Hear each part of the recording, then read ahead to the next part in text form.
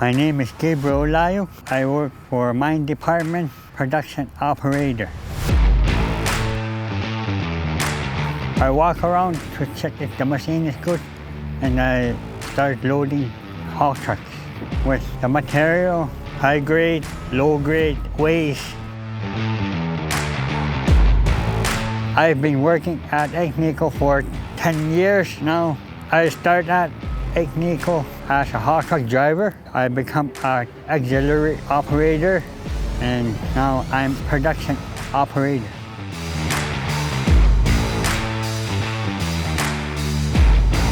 I wanted to try for production. They trained me, and I made 80 plus hours to train, and they select me as a production operator. I like my job because production loading, I like it. It's a good salary. I like to meet new friends.